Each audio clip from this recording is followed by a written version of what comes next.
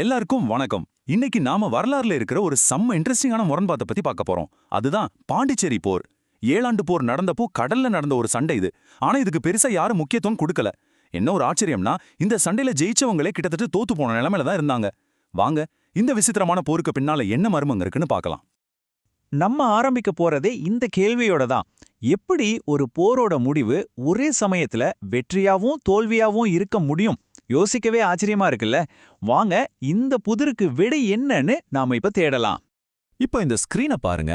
ஒரு பக்கம் பிரெஞ்சு படை அவங்க நினைச்சதை சாதிச்சிட்டாங்க, அவங்க நோக்கம் நிறைவேறிடுச்சு. ஆனா இன்னொரு பக்கம் பாத்தீங்கன்னா, அவங்கள தடுக்க முடியாம தோத்து போன பிரிட்டிஷ் படையை விட கிட்டத்தட்ட 3 மடங்கு அதிகமான வீரர்கள் அவங்க இழந்திருக்காங்க. இது எப்படிங்க சாத்தியம்? இங்கதாங்க இந்த வரலாற்று புதிரே இன்னும் ரொம்ப சுவாரஸ்யமா மாறுது. நீங்க நினைக்கிற மாதிரி இது ஏதோ கடல்ல நடந்த ஒரு சாதாரண சண்டை கிடையாதே. இது பிரிட்டனுக்கும் பிரான்சுக்கும் நடுவுல உலகத்தையே யார் ஆள்றதுன்ற ஒரு பெரிய போட்டியில நடந்த ரொம்ப ரொம்ப முக்கியமான ஒரு கட்டம். அந்த பெரிய ஆட்டத்தோட களமா இருந்தது நம்ம இந்தியாவோட கர்நாடக கடற்கரை தான். கொஞ்சம் அந்த சீனை மனசுல கொண்டு வாங்க. வருஷம் 1759. பாண்டிச்சேரியில இருக்கிற பிரெஞ்சு படைகள் ரொம்பவே கஷ்டமான நிலைமையில இருந்தாங்க.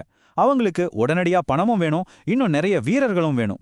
இந்தியால அவங்களோட எதிர்காலத்தையே காப்பாத்தணும்னா காம்டே டியாஷே தலைமையில வர கப்பற்படை தான் அவங்களோட ஒரே நம்பிக்கை. கடல்ல பலத்தை பார்த்தீங்கன்னா பிரெஞ்சு படைக்கு கொஞ்சம் எக்ஸ்ட்ரா பவர் இருந்துச்சு. அவங்க கிட்ட 11 பெரிய போர்க்கப்பல்கள், பிரிட்டிஷ் கிட்ட 9. சொல்லப்போனா 2 படைகளுமே கிட்டத்தட்ட சம பலத்தோட தான் மோதினாங்க. இது இந்த போரோட முடிவை இன்னும் குழப்பமா மாத்துது இல்லையா? சரி, இப்ப சண்டையோட மையப்பகுதிக்கு வருவோம். செப்டம்பர் 10, 1759. இந்திய கடற்கரையில இந்த 2 பெரிய கடற்படைகளும் நேருக்கு நேரா மோதிக்கிட்டாங்க. அந்த மோதல் ரொம்பவே கடுமையா இருந்துச்சு. சண்டை முடிஞ்சதும் அஃபிஷியலா என்ன ரிசல்ட் சொன்னாங்க தெரியுமா? இந்த போர்ல யாருக்கும் வெற்றியும் இல்ல, தோல்வியும் இல்ல. கேட்கறதுக்கு ரொம்ப சிம்பிளா இருக்குல்ல. ஆனா இந்த ஒரு வரிக்கு பின்னால நம்மளால நம்பவே முடியாத ஒரு பெரிய உண்மை ஒளிஞ்சிருக்கு. இந்த நம்பரை நல்லா பாருங்க. 1500. இது என்ன தெரியுமா? இதுதான் பிரெஞ்சு படைக்கு ஏற்பட்ட சேதம். அதாவது கொல்லப்பட்ட மற்றும் காயமடைஞ்ச வீரர்களோட எண்ணிக்கை. யாருக்கும் வெற்றி தோல்வி இல்லைன்னு சொன்ன ஒரு சண்டைக்கு இது ரொம்ப பெரிய விலை இல்லையா? இப்போ இந்த சேதங்களோட வித்தியாசத்தை பாத்தீங்கன்னா தான் முழு உண்மையும் புரியும். பிரெஞ்சு படைக்கு ஏற்பட்ட நஷ்டம் பிரிட்டிஷ் படையை விட பல மடங்கு அதிகம். இவ்ளோ பெரிய சேதத்தை சந்திச்ச ஒரு டீமை எப்படி நாம ஜெயிச்சதா ஏத்துக்க முடியும்? இதுதான் இங்க இருக்கிற $1,000,000 கேள்வி.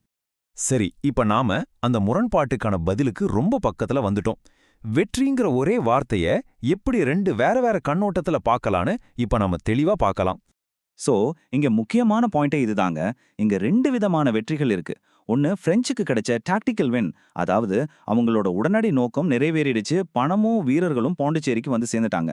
ஆனா இன்னொன்னு, பிரிட்டனுக்கு கிடைச்ச ஸ்ட்ராட்டஜிக் வின். பிரெஞ்சுக்கு ஒரு தாங்க முடியாத இழப்பை கொடுத்து ஒட்டுமொத்த போரோட போக்கையே அவங்க மாத்திட்டாங்க. இதுதான் நீண்ட காலத்துல கிடைச்ச உண்மையான வெற்றி.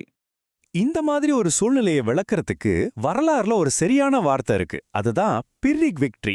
அப்படின்னா என்னன்னா, ஒரு வெற்றிக்காக நீங்க கொடுக்கற விலை அந்த வெற்றிக்கு தகுதியே இல்லாத அளவுக்கு ரொம்ப அதிகமா இருக்கிறது. சுருக்கமா சொன்னா ஜெயிச்சும் தோத்து போறது.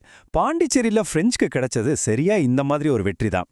சரி, இப்ப இந்த ஒரு சண்டையை மட்டும் தனியா பார்க்காம இதோட நீண்ட கால விளைவுகள் என்னவா இருந்துச்சுன்னு பார்க்கலாம்.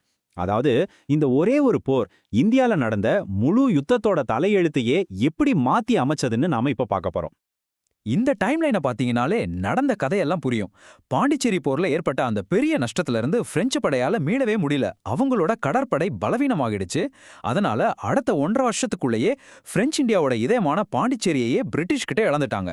அந்த ஒரு வெற்றி தான் அவங்களோட வீழ்ச்சிக்கு முதல் படியா அமைஞ்சதுன்னு சொன்னா அது மிகையாகாது. அப்போ கடைசியா இந்த பாண்டிச்சேரி போர் நம்ம கிட்ட ஒரு முக்கியமான கேள்வியை விட்டுட்டு போகுது. ஒரு போர்ல எதுங்க முக்கியம்? அப்போதைக்கு ஒரு சண்டையில ஜெயிக்கிறதா, இல்ல நீண்ட காலத்துல அந்த முழு போர்லயும் ஜெயிக்கிறதா? ஒரு போரோட உண்மையான வெற்றிங்கிறது அந்த நொடியில கிடைக்கிறதா, இல்ல மொத்தமா சேர்த்து பார்க்கும்போது தீர்மானிக்கப்படுறதா? யோசிச்சு பாருங்க.